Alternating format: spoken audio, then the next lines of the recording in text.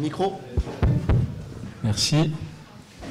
Chers amis, j'aime bien les rituels, donc c'est la raison de commencer les séances de l'Académie avec un Handel, tout le monde connaît, et donc Barry Lyndon.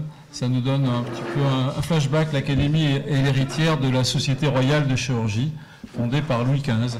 Et donc nous continuons la tradition française de l'excellence de la chirurgie française en France et dans le monde.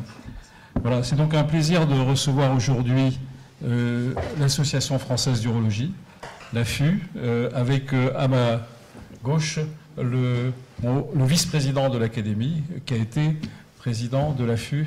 Et donc c'est une occasion de le remercier, de remercier l'AFU pour le soutien qu'elle va apporter financièrement aux activités de l'Académie, en particulier aux rencontres francophones de la chirurgie qui auront lieu le 28 et le 29 novembre, ici, plutôt juste à côté, dans l'ancien réfectoire du couvent des Cordeliers, rénové par la ville de Paris.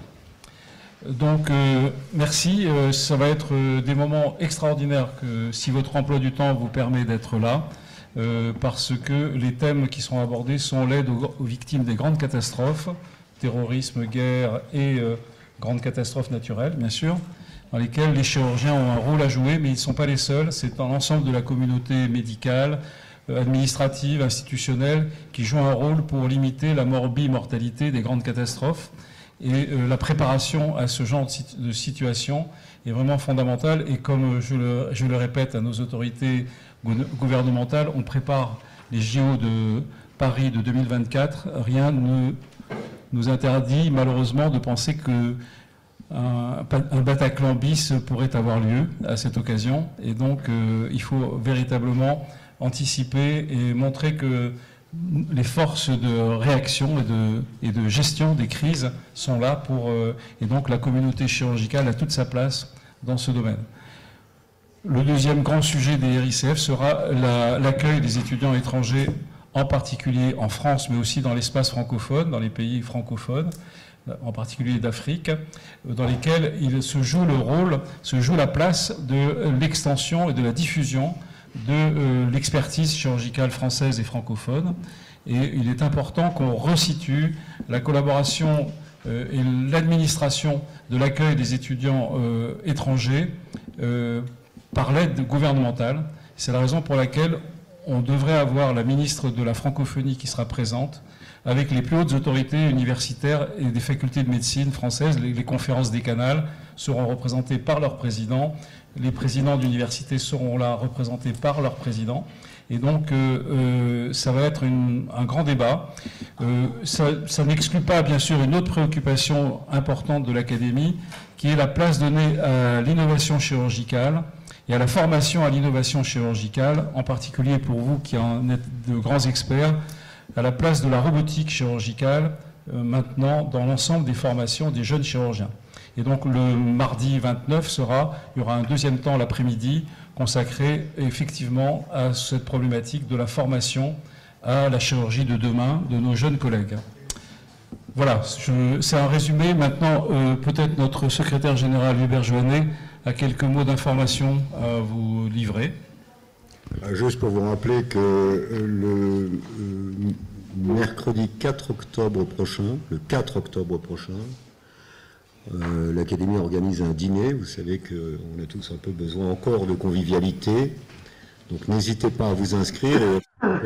Ce sera à la Maison des Polytechniciens. Et vous pouvez venir avec des accompagnants. N'hésitez pas à vous inscrire puisqu'on s'approche de la deadline. Et puis rappelez que l'Académie organisera une deuxième séance délocalisée cette année à Amiens, les 27 et 28 octobre prochains, avec peut-être une présence républicaine, Monsieur le Président. Oui, et les dernières informations, c'est... Alors, le grand thème de la séance délocalisée à Amiens, les deux grands thèmes, vous savez, Amiens est un phare de l'avancée de la réflexion dans la formation chirurgicale, la formation médicale, par la simulation. Si vous ne connaissez pas SimuSanté à Amiens, c'est un truc extraordinaire qu'il faut absolument connaître, parce que ça vous montre la voie dans laquelle les futurs étudiants en médecine, et de l'ensemble des personnels de santé, vont passer par la simulation dans tous les actes qui concernent la santé. Vraiment, c'est extraordinaire, c'est un bâtiment presque l'équivalent d'un grand bâtiment à l'intérieur du CHU, plusieurs étages, dans lequel il y a toute la médecine simulée et enseignée avec des outils extraordinaires d'enregistrement, aussi bien de la consultation dans le cabinet du médecin généraliste, où les étudiants s'entraînent, ils sont filmés, ils sont analysés par des tuteurs qui vont les coacher, leur donner des indications sur ce qu'ils auraient dû faire, etc. Donc ça a une mutation dans la formation chirurgicale et médicale, et chirurgicale, parce que là, il y a aussi les blocs en miroir, c'est incroyable. Donc c'est un truc, un de nos collègues, Richard Goron, est venu nous présenter, qui est un chirurgien orthopédiste pour la chirurgie du rachis, pédiatrique, la formation à l'innovation chirurgicale sur des mannequins hologrammés qui permettent vraiment d'entraîner non seulement les chirurgiens à un nouvel acte, mais aussi l'équipe chirurgicale, les penseuses, tout l'ensemble du bloc opératoire, et se forment à quelque chose dont ils n'ont pas l'expérience. Et quand ça devient réel, eh bien, c'est pas une innovation, c'est quelque chose à laquelle ils sont habitués et ils sont entraînés. Le deuxième grand sujet d'Amiens, c'est l'Institut Interface. Fairface, pardon. C'est vraiment comment faire face à la défiguration, et en particulier la greffe de visage, etc. Et c'est notre collègue Bernard de Vauchel, qui est un des grands leaders français dans ce domaine, et international, je pense, qui fera la visite de cet institut de recherche, qui est lié à une autre fondation qui s'appelle la Fondation des Gueules Cassées, que vous connaissez peut-être, qui est l'héritière de la guerre 14. Voilà. Donc ces éléments nous conduisent aussi à penser que, comme c'est un peu Amiens est le berceau de la famille de notre président de la République, on pense qu'il y aura peut-être, c'est probable, quelqu'un de très haut placé à nos côtés, peut-être pour dîner ensemble avec le papa du président de la République, qui sera là. Voilà, donc on vous y invite.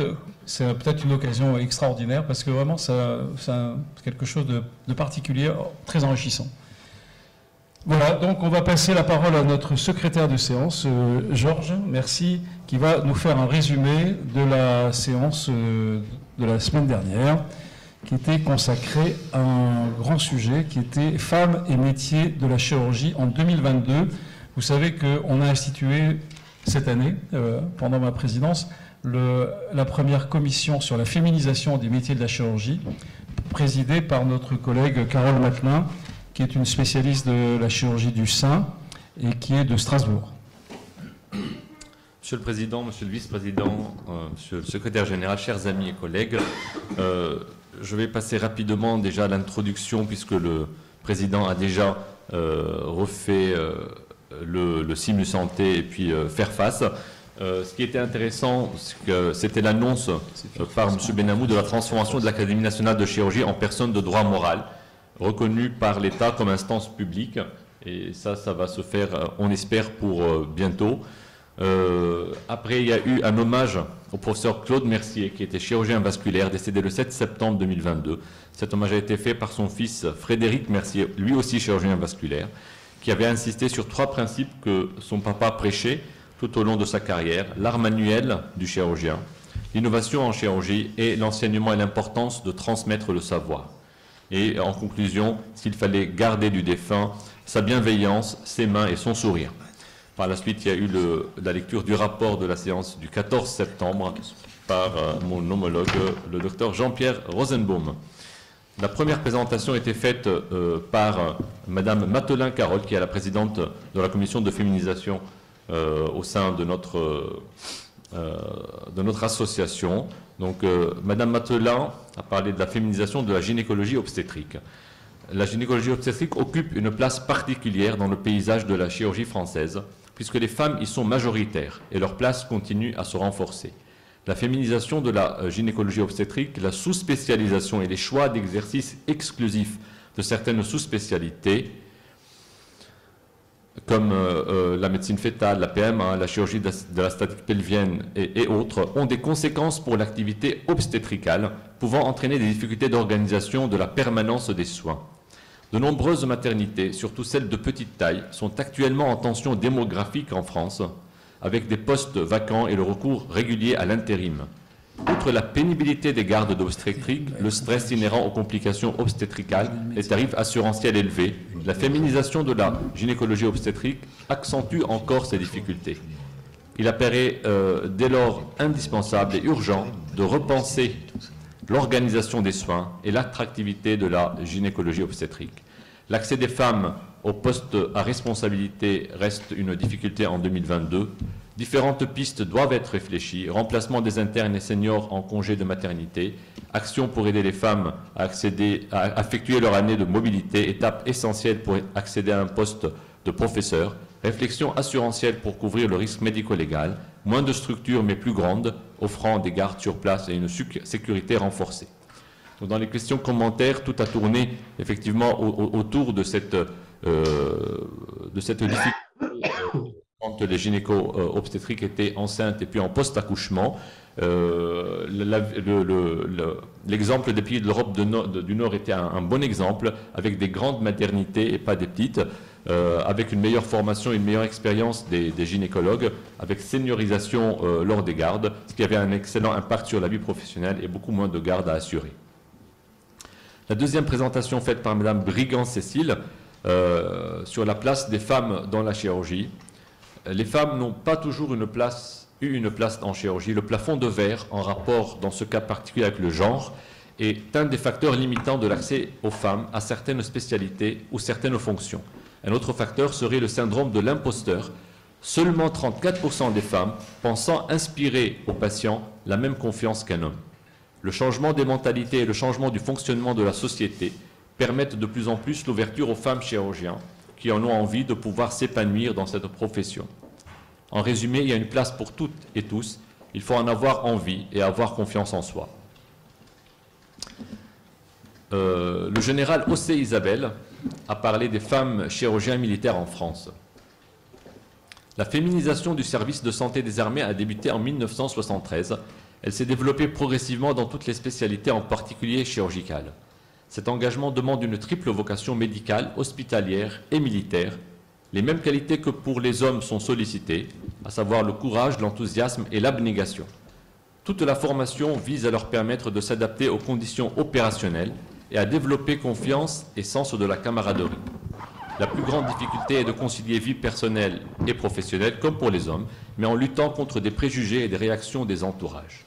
Le cadre professionnel militaire met l'expertise et la compétence en avant et permet la reconnaissance en s'appuyant sur les grades, décorations et fonctions.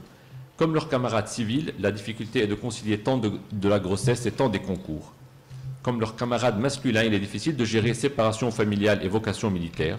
Aujourd'hui, les femmes chirurgiens militaires ont toute leur place dans les hôpitaux militaires et dans la capacité de projection du service de santé des armées. On passe à Mme Sebula Hélène, neurochirurgienne, qui parlait de la pénibilité du métier et des conditions de travail. La neurochirurgie est connue pour ses heures de travail hebdomadaires importantes, mais également pour ses durées d'intervention chirurgicale de plusieurs heures. Les conditions de travail liées à une apparente inégalité naturelle que serait la maternité représentent à ce jour une barrière importante pour les femmes concernées, notamment pendant la grossesse. L'horaire de travail, les levées tôt, les gardes, les durées opératoires et l'irradiation pour les chirurgiennes qui font la chirurgie de la colonne vertébrale. Et aussi lors du retour au travail, avec une organisation du temps de travail entre les collègues qui est assez difficile. S'y ajoute le constat d'un nombre insuffisant de leaders féminins dans cette spécialité. Ces obstacles se lèvent progressivement, en particulier grâce à des femmes pionnières dans cette spécialité et à la reconnaissance des qualités des femmes neurochirurgiens au sein des services. Jacques Belghiti a évoqué un sujet important qui est le fait que les chirurgiens hommes devaient savoir quelle chance ils ont d'avoir des femmes dans leur service et insister sur le bénéfice de méticulosité qui a été déjà prouvé dans différentes publications. Je pense qu'on a tous ça aussi à la maison chez nous. On passe à Madame Matonnet-Muriel. Donc, il n'y avait que des femmes qui présentaient la fois dernière pour parler des relations interprofessionnelles. Les relations interprofessionnelles des femmes chirurgiens sont multiples. Elles sont en rapport avec des professionnels de niveau et de savoir différents, encadrement, direction, collègues et confrères, personnel non médical, étudiants, dans des lieux couverts ou fermés. Les relations dépendent plus du genre psychologique que du genre social.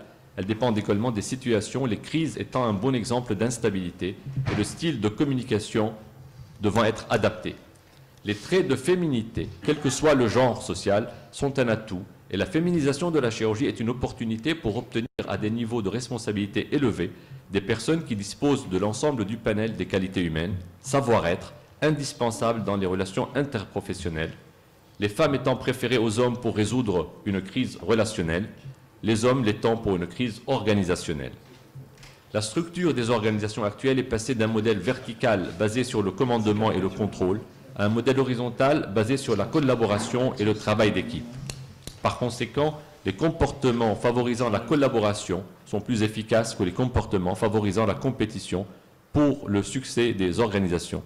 Notre président avait émis un commentaire sur le fait que la chirurgie n'était pas un métier genré et qu'il fallait vraiment dégenrer le débat afin d'arriver à avoir une égalité homme-femme dans notre métier.